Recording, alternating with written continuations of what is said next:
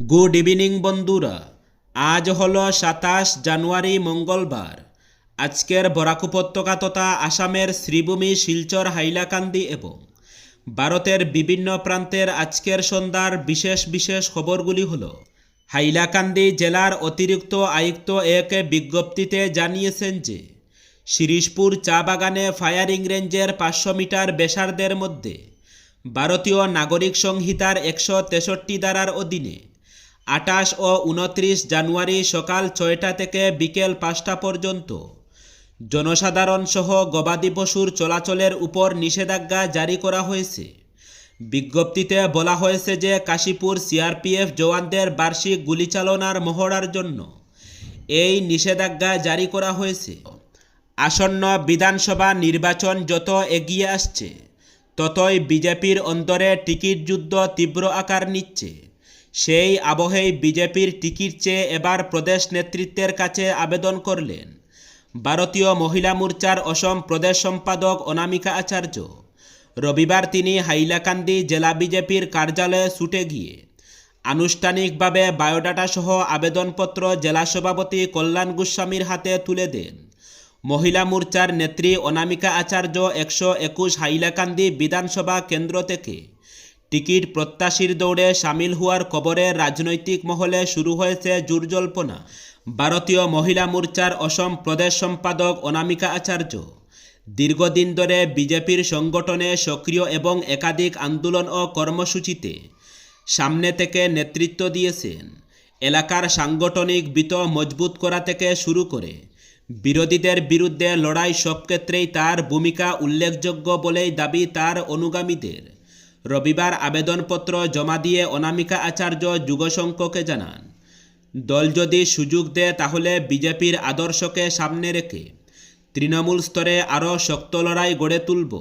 মহিলা মোর্চার একজন নেত্রী হিসাবে অনামিকা বিজেপির টিকিট চেয়ে আবেদন করায় দলের অন্দরে প্রার্থী নির্বাচন পর্বে নতুন সমীকরণ তৈরি করতে চলেছে।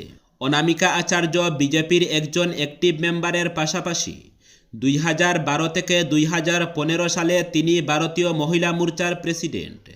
2016 সাল থেকে 2025 সাল পর্যন্ত মহিলা মোর্চার হাইলাকান্দি জেলার সভানেত্রী দায়িত্ব পালন করেন।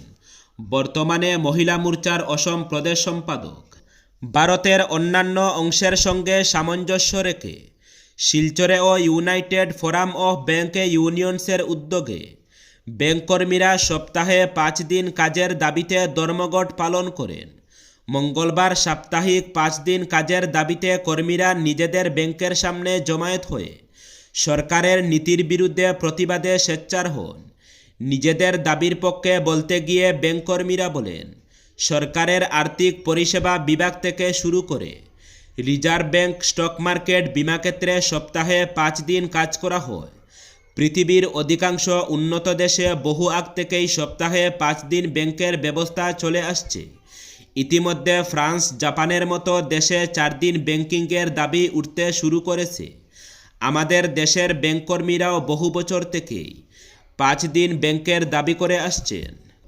আসন্ন অসম বিধানসভা নির্বাচনকে সামনে রেখে রাজ্যের প্রতিটি রাজনৈতিক দলই জোরকদমে নির্বাচনী প্রস্তুতি শুরু করেছে। বিভিন্ন রাজনৈতিক দলের প্রধান কার্যালয়ে প্রার্থী হওয়ার প্রত্যাশীদের ভিড় চোখে পড়ছে। কংগ্রেস দলের ক্ষেত্রেও গত কয়েকদিন ধরে গুয়াহাটিতে অবস্থিত রাজীব ভবনে টিকিট প্রত্যাশীদের ভিড় স্পষ্টভাবে দেখা গেছে। এই পরিস্থিতির মধ্যে কংগ্রেস দলকে আবারও কড়া ভাষায় সমালোচনা করলেন মুখ্যমন্ত্রী। টিকিট প্রত্যাশী প্রসঙ্গে কংগ্রেসকে আক্রমণ করে মুখ্যমন্ত্রী বলেন, 756 জন মানুষ টিকিট চেয়েছে, এর মধ্যে 600 জনই মিয়া। আমিও কংগ্রেসে ছিলাম, কিন্তু এমন ঘটনা আগে কখনো দেখিনি। যদি কংগ্রেস সরকার গঠন করে তাহলে রাজধানী মিয়ারা দখল করে নেবে। তাই সবাইকে বলছি, কংগ্রেসকে বিদায় দিতে হবে। এদিকে এআইইউডিএফের প্রধান বদরুদ্দিন আজমলের মিয়া প্রসঙ্গে করা মন্তব্যের প্রতিক্রিয়াও জানিয়েছেন মুখ্যমন্ত্রী। আজমলের সুরে সুর মিলিয়ে তিনি বলেন, আজমল যা বলেছে আমিও সেটাই বলে আসছি। যদি অসমিয়া মানুষ জেগে না উঠে তাহলে আগামী 10 বছরের মধ্যে মিয়ারা দিশপুরে এসে যাবে।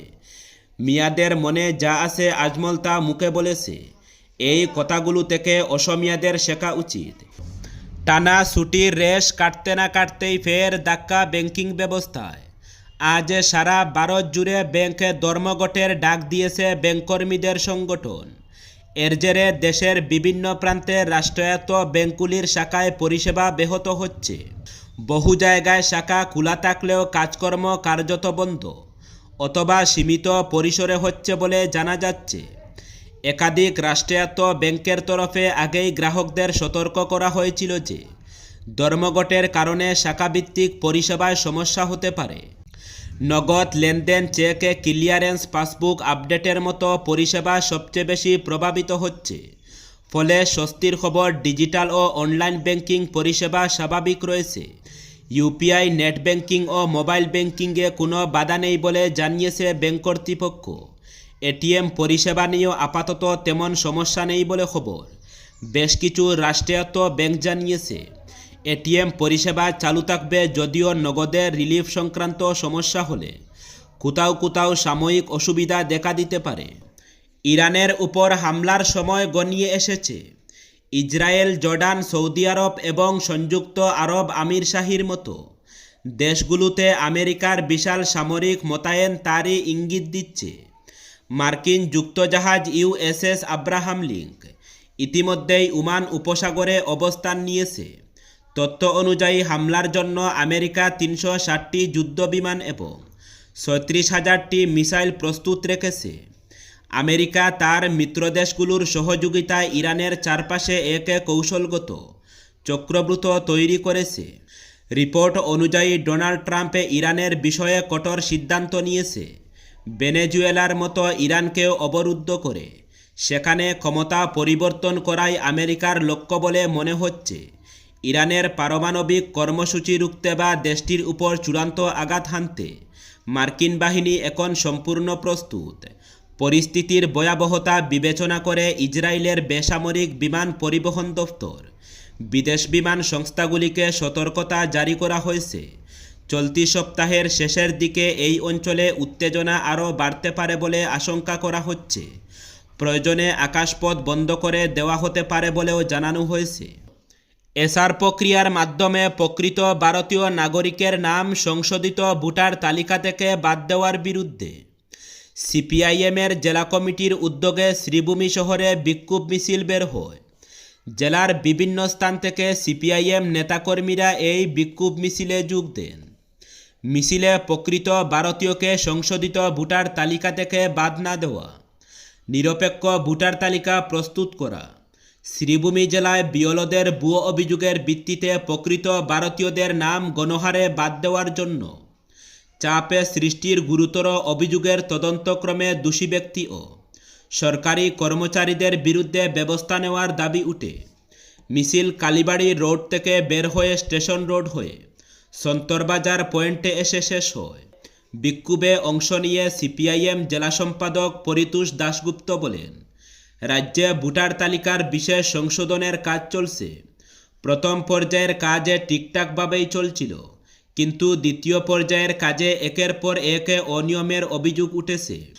রাজ্যের সংবাদ মাধ্যম, সামাজিক মাধ্যমে প্রতি বিধানসভা কেন্দ্রে 20 থেকে 30,000 সংখ্যালঘু প্রকৃত ভারতীয় নাগরিকের নাম কর্তনের জন্য সংশ্লিষ্ট কর্মচারী বিএলওদের উপর চাপে সৃষ্টির সংবাদ প্রকাশিত হচ্ছে বলে উল্লেখ করেন।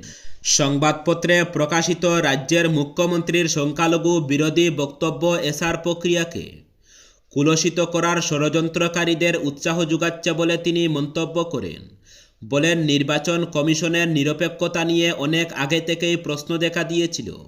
রাজ্যের ধারাবাহিক বিভিন্ন ঘটনাবলী মানুষের মনে আতঙ্ক ও অবিশ্বাসের বাতাবরণ তৈরি করেছে।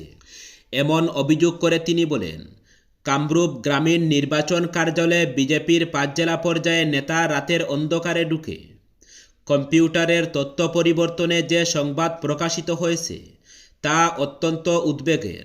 সাংবাদিকরাই তাদের হাতে নাতে ধরেছে, তাদের নামও সংবাদপত্রে প্রকাশিত হয়েছে। যুক্তরাষ্ট্রের ভয়াবহ তুষাঝড়ে দেশজুড়ে চরম মানবিক বিপর্যয় দেখা দিয়েছে।